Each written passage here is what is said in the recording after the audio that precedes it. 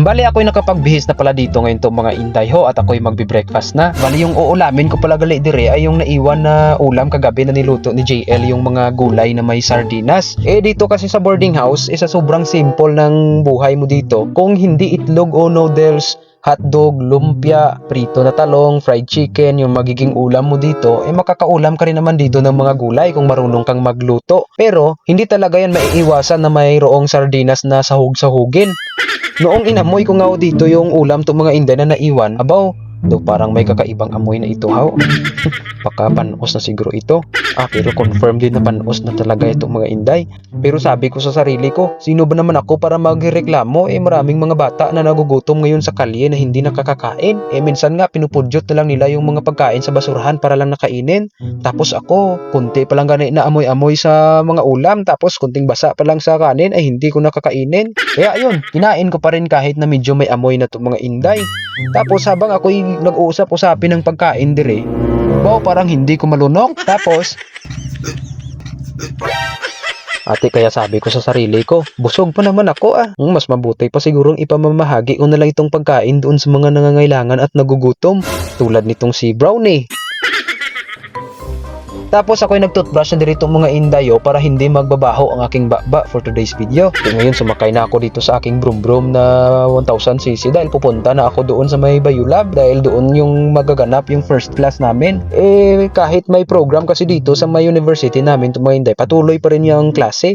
Pagpasok ko nga diri sa may sa may Bayulab, nandito nagali yung mga classmates ko ho na busy sa pag-review at paggawa ng project namin na paper mache. Meron kasi kaming project na by group na lilikha kami ng craft gawa sa papel na tinunaw sa tubig, tapos iniimpunan lang namin ng kaunting simento at uraro para na magtitigas siya at hindi na mababasag. Hinuhurma-hurma lang namin din sa mga bagay-bagay na pwedeng pandisenyo, tapos yung mga animals o yung kalabaw na may pakpak, na imbes na itatapon na natin ito sa yung mga papel o susunugin na nakakasira sa ating environment, nga mapapakinabangan pa natin ito kung ating i-recycle at gagawin sa mga may magagandang mga bagay. Dito ay nakaramdam na ako ng pressure to mga inday dahil sa next period pala namin ay meron kaming quiz doon sa may major subject namin. Pero yung quiz na yan to mga inday ay hindi basta-bastang quiz lang na 10 items, parang long test na talaga yan to mga inday, pero quiz pa rin yung tawag sa amin. Itong mga kaklase ko ng mga babae sa harapan ko ay nagtatanong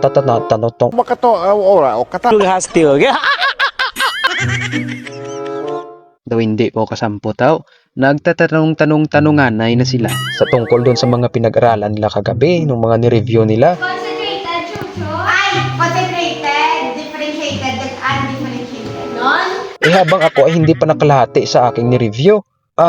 Tapos dito kaya ayun, nag-review na rin ako dito dahil hindi pa naman nakadumating yung aming instructor for first period. Dahil nga ay hindi naman dito dumating talaga yung instructor namin itong mga inday, kaya ayun, lumabas na lang kami at pupunta na lang kami dun sa my field para mag-attendance para sa FLP. Kaya umangkas na ako dito kay Fred Mark dahil siya yung magda-drive ngayon ng brum-brum. Noong nakaabot na kami diri sa may waiting shed to mga inday, narinig kong naghihiyawan si Risa, Mariel at Tisay. Tanong ko sa kanila, bakit kayo ay masaya? May ano dyan? Dahil itong si Mariel to mga inday, nakita kong lumulundag-lundag sa saya. Tinanong ko ang sabat niya, yun pala ay wala na quiz! Nag-chat pala yung instructor namin for next period to mga inday na sa susunod na lang daw siya mag-meet sa amin. Tapos sa susunod na lang din daw siya magbibigay ng quiz na daw parang summative test. Nalilipay kami kaya hindi kami daan prepared. Ay salamat, magtatawhay na naman itong aking pangginahawa nito ba? Kaya yun, dumiretso na kami sa my field para mag-attendance. Noong dumaan na kami diri sa may dito, ay nakita namin itong mga participants na galing sa CPSU Extensions na nagsisiyanda na para sa landscaping contest na gaganapin dito sa mga punuan ng dagko na kahoy na ito. Bali meron kasing CPSU FLP Local Convention dito sa amin to mga inday. Kaya yung mga extension na galing sa Morsha, San Carlos, Victoria, Sinigaran at Candoni at iba pa ay nagsisidayo dito sa main campus para makipag participate dito sa sa program. Dahil nga ay nababatyagan ko na yung gutom dirito mga Inday, kaya niyaya ko itong si Gia at Fredmark na kakain kami dun sa may kantin.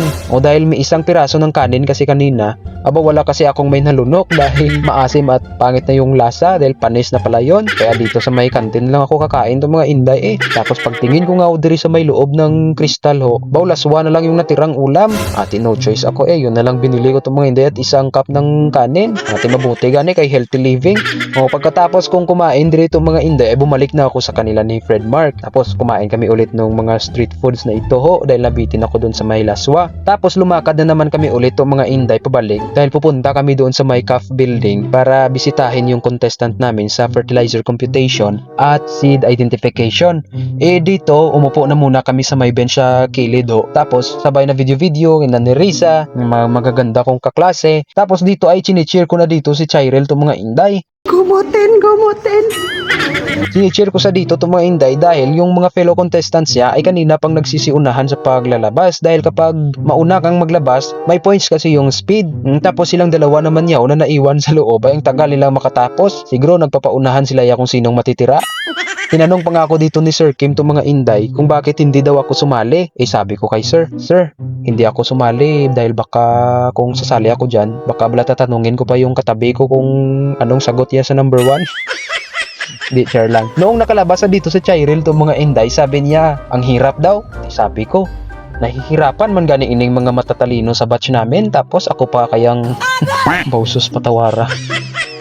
Tapos noon ay bumalik na naman kami dito sa field. Yung attendance sheet, wala pa rin. Ang tagal naman ang attendance sheet na yan dumating. Kaya pumunta na lang muna kami dito sa may harapan ng stage show dahil ginaganap din dito yung Battle of the Brain. Shoutout na lang sa inyo dyan. Buti pa kayo ay sumasali dun sa may Battle of the Brains na yan. Paano na lang siguro ako na walang brain? Kinain na kasi ng zombies. Puro kasi problema yung nagbabattle sa brain ko.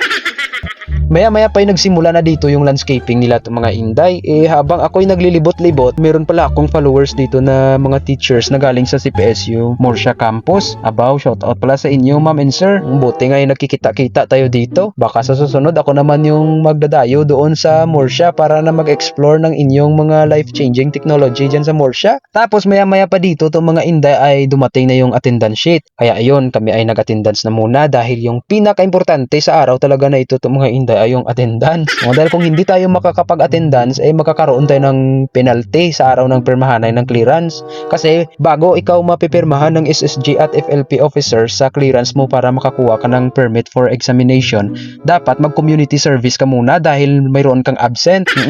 Isang oras yung isang absent mo. Kaya ayun, tumpok-tumpok na yung mga estudyante dito para mag-attendance na yung iba ay nandoon sa may harap ng MPLC. Dahil nga ay magtatanghali na dirito mga Inday, kaya pumunta na muna kami sa may labas para bumili kami ng ulam dito sa ila ni Tita Molita.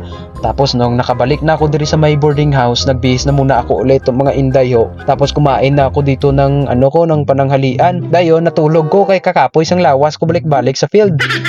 Noong pagising ko itong mga Inday, umulan dire. Tapos perti kabaskog ng pangilat dito sa amin dampe. Kaya nakukublaan ako baka ako'y maiigo.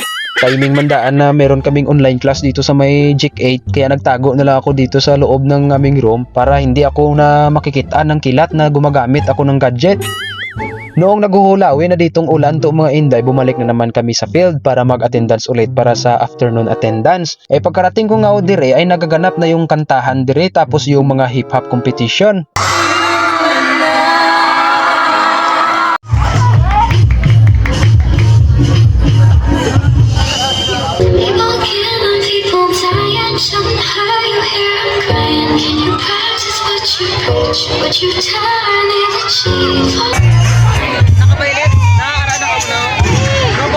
Pagkatapos nga naming manood ng hip-hop dirito mga Inday ay pumunta na ako diri sa mga landscapes. Tapos ito na yung mga magagandang landscapes na nagawa nila.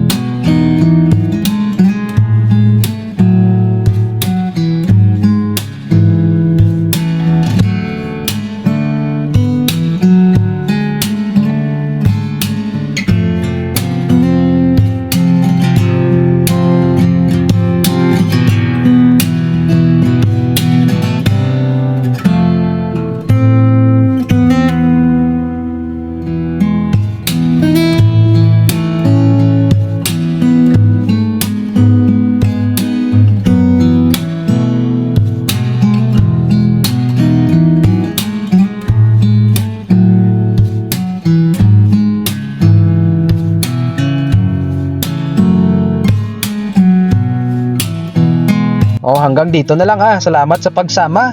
Bye-bye, ingat!